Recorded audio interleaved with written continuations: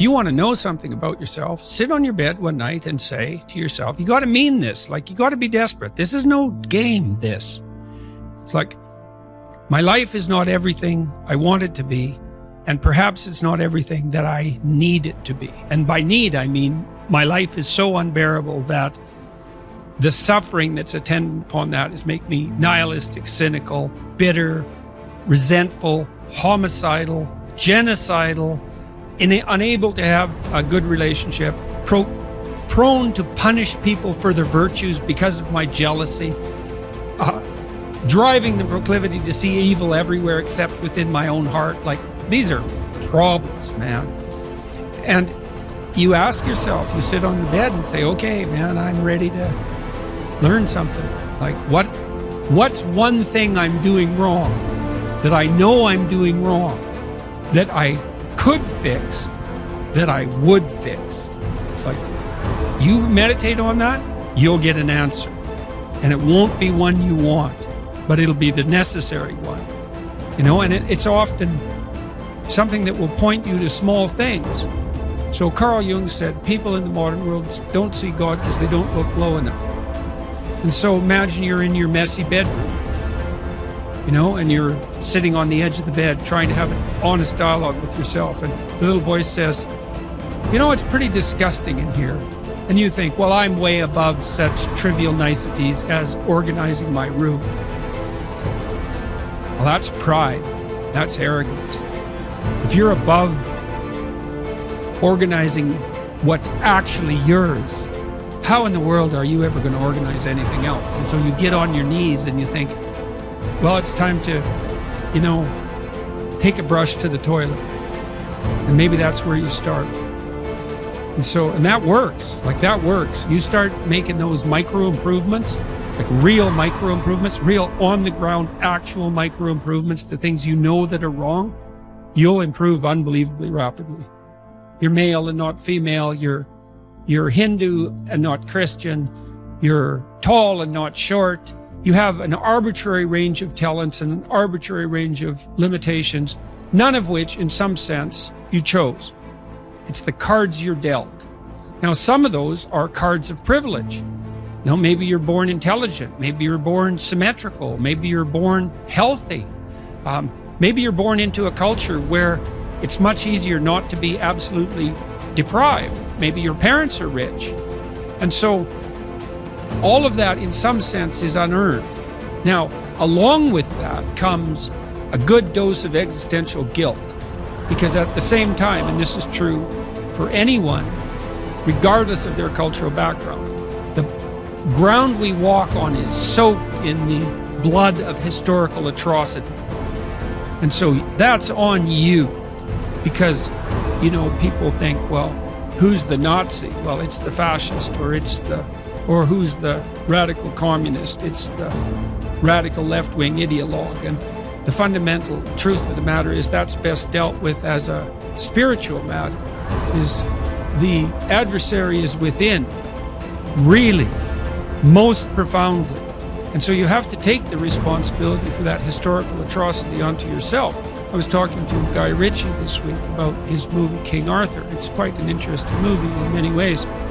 And when Arthur, who could be the hero, takes the sword, he's so overcome by visions of his murderous uncle that he can't pick up the weapon. Well, think about that.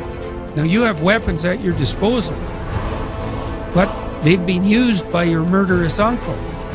Like, dare you wield them?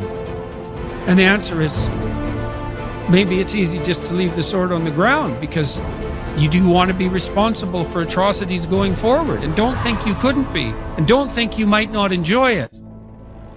And so, the way you pay for your privilege is with your virtue. I mean that most particularly. You have these opportunities and this existential guilt. And the way you expiate that and atone is by doing your best to live the best possible life you can manage, to speak the truth, to treat people with respect, to abide by the principles of the dignity of the individual, and to put your house in order. And that's how you pay for your unearned privilege. All of us. And we all have our privileges and our curses, you know. All of us have that. That's why it's not useful to be envious of people. You know, you're a young man, you see someone drive by in a Ferrari with a blonde, and you think, my God, he's got everything. And, you know, the woman in the car is a prostitute who's got a cocaine addiction, and her life is just one catastrophe after another. And he's had to lie and cheat his way into this position, and he's afraid that everything's going to come crashing down on him, and that's what you're jealous of. And it's just not that profound. You don't want someone else's fate. Man, your fate's enough, and your adventure's enough. It's plenty. It's more than you can ever fully realize. And so that's also part of the reason that we all believe that the individual has some intrinsic dignity. It's don't be so sure that your position in your room is so damn trivial. Might be your attitude towards it that's trivial. And if you're in dire straits and dire circumstances, just look at how much opportunity you have to make things better. Most of us have been raised to believe that the road to a happy life is paved with pleasure, and that the pursuit of pleasure is the path to fulfillment. But as we grow up, we begin to realize that life is not always easy or pleasurable. In fact, much of it is difficult and painful. We all experience loss, disappointment, illness, aging, and eventually death. We encounter stress, anxiety, and fear. We suffer from the slings and arrows of everyday life, and yet we continue to cling to the idea that happiness is found in pleasure and the avoidance of pain. We try to avoid our painful experiences by numbing ourselves with drugs or alcohol, distracting ourselves with TV, or obsessing over our work or our relationships. But the more we try to avoid the basic reality that all human life involves pain, the more we are likely to struggle with that pain when it arises, thereby creating even more suffering. The truth is that happiness is not found in the avoidance of pain, but in the willingness to face and accept our pain. It is in the willingness to experience our painful thoughts and feelings, to acknowledge them without judgment, and to take action in line with our values and goals. It is in the willingness to be present in the moment, to connect with our senses and our environment, and to find joy and meaning in the simple things in life. One cannot experience meaning in life without discovering the meaning of suffering. The meaning of suffering. Unavoidable and inescapable suffering alone, of course, can be the deepest possible meaning. The art of being human is learning how to deal with those painful moments.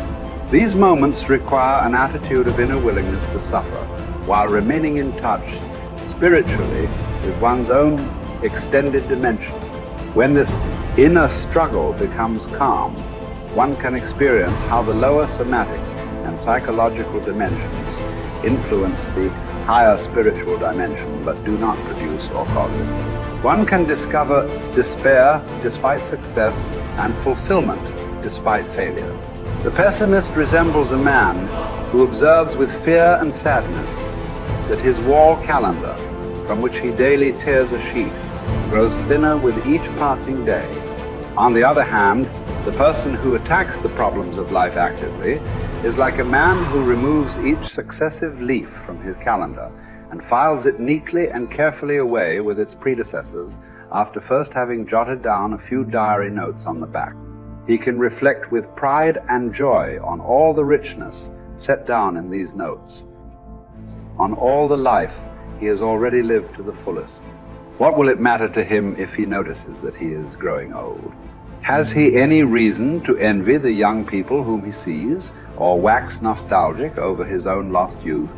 What reasons has he to envy a young person for the possibilities that a young person has, the future which is in store for him? No. Thank you, he will think.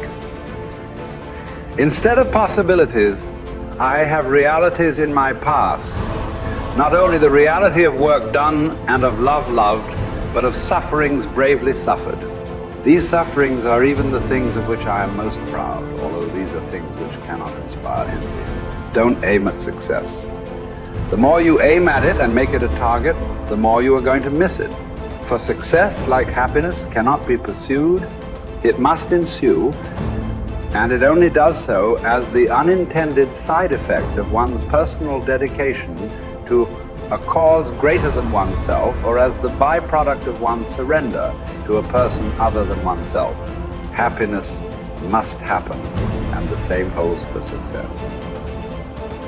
You have to let it happen by not caring about it. I want you to listen to what your conscience commands you to do and go on to carry it out to the best of your knowledge. Then you will live to see that in the long run. In the long run, I say, success will follow you precisely because you had forgotten to think about it. For the first time in my life, I saw the truth as it is set into song by so many poets, proclaimed as the final wisdom by so many thinkers. The truth, that love is the ultimate and highest goal to which man can aspire. Then I grasped the meaning of the greatest secret that human poetry and human thought and belief have to impart. The salvation of man is through love, and in love, love is the only way to grasp another human being in the innermost core of his personality. No one can become fully aware of the very essence of another human being unless he loves him. By his love, he is enabled to see the essential traits and features in the beloved person. And even more, he sees that which is potential in him, which is not yet actualized, but yet ought to be actualized. Furthermore, by his love, the loving person enables the beloved person to actualize these potentialities. By making him aware of what he can be and of what he should become, he makes these potentialities come true. It did not really matter what we expected from life, but rather what life expected from us. We needed to stop asking about the meaning of life, and instead think of ourselves as those who were being questioned by life. Daily and hourly, our answer must consist not in talk and meditation, but in right action and in right conduct. Life ultimately means taking the responsibility to find right answer to its problems and to fulfill the tasks which it constantly sets for each individual. Ultimately, man should not ask what the meaning of his life is, but rather must recognize that it is he who is asked. In a word, each man is questioned by life, and he can only answer to life by answering for his own life. To life he can only respond by being responsible.